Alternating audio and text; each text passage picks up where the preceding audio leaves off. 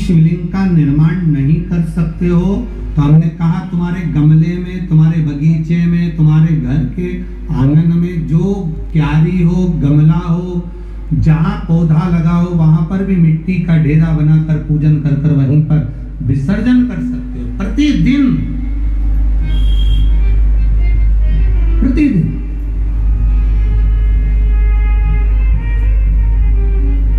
जब आप ये कथा, तो यह तेज शिव महापुराण की कथा राजगढ़ में हो जाएगी 23 तारीख को। तो 25 तारीख को जब बालोद छत्तीसगढ़ में कथा हो, उसमें कथा का नाम दिया मणिलिंग शिव महापुराण का। उसका स्मरण करिएगा कि मणिलिंग का मतलब क्या हो। ऐसा नहीं कि सोने का, चांदी का, हीरे का, पन्ने का या आभूषण का शिवलिंग बना लिया, उसका नाम मणिलिंग। ना ना ना, उस मणिलिंग को समझना जरूरी है, उसको जानना जरूरी। शिव कथा कर, भगवान शंकर का संवाद कर, अंजना तुम जाओ शंकर भगवान के शिवलिंग का निर्माण कर कर पार्थिव पूजन जब तुम करोगी तो उसका फल तुम्हें अवश्य प्राप्त होगा, तुम्हें अवश्य। शंकर पर चढ़े हुए जल का आचमन जब हम करते हैं, शिव तत्व हमारे भीतर जाता है, शंकर भगवान का तेज पुंज हमारे भीतर जाता है, एक ज्योति जो शिव में समाई है वो हमारे भीतर जाती है, वो मिलेगी। इतनी फलदायी है क्या? हाँ, क्यों नहीं फल मिलेगा। शिव की आराधना का फल खाली नहीं जाता। शंकर भगवान की आराधना का फल कभी खाली नहीं जाएगा, कभी भी। स्वयं शिव महापुराण की कथा कहती, बिंदु का चरित्र कथा है। एक ब्राह्मण बिंदु जो कि अपने कर्म से विचित्र हो गया, चोरी कर धन ले जा रहा था, पानी में डूबकर मर गया, पानी में डूबकर मरा और उसका अंतिम संस्कार भी कर दिया, तो भी उसके मुक्ति नहीं मिली। तब मुक्ति नहीं मिली, तब उसके लिए प्रयास किया चंचुला देवी ने और काशी गई। काशी में शिव महापुराण की कथा सुनकर परम धाम कैलाश गई। कैलाश में भगवान देवाधिदेव महादेव की अर्धांगिनी माता पार्वती जी की सखी बन गई। मौन रहती थी, चुप रहती थी चंचुला देवी।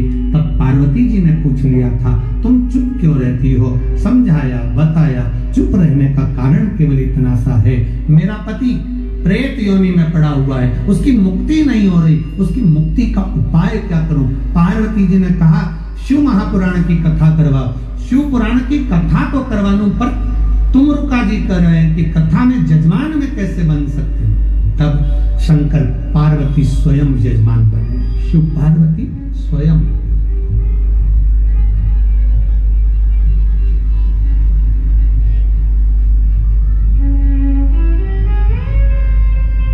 शंकर पार्वती स्वयं जजमान बने, ईश्वर जी गोरा जी गणा गौर बने और चंचुला देवी के लिए शिव महापुराण की कथा श्रवण करने के लिए चले। चंचुला देवी के लिए शिव महापुराण की कथा श्रवण करने चले। ध्यान दें, जब मेरे देवाधिदेव महादेव चंचुला देवी के लिए सम्मुख में प्रकट हो सकते हैं और उसके पति को मुक्ति दिलाने के लिए, मोक्ष दिलाने के लिए ईश्वर जी गोरा जी बनकर शिव महापुराण की कथा श्रवण करने जा सकते हैं, तो क्या हमारा उद्धार करने के लिए देवाधिदेव महादेव नहीं आ सकते?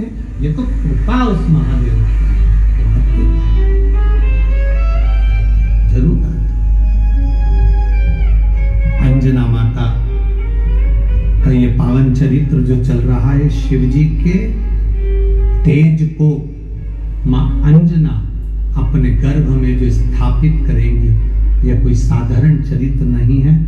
तेज शिव महापुराण की कथा जो ये सुंदर राजगढ़ में चल रही है, और इस कथा का जो रसतत्व हम अपने ग्रहण कर रहे हैं 1 बजे से 4 बजे तक, वो अपने जीवन में उतारने का है, अपने जीवन को सार्थक करने का। बिंदु के मुक्ति के लिए भगवान ईश्वर जी गोरा जी बनकर पधारे हैं। जोरदार ताली बजाकर स्वागत करें।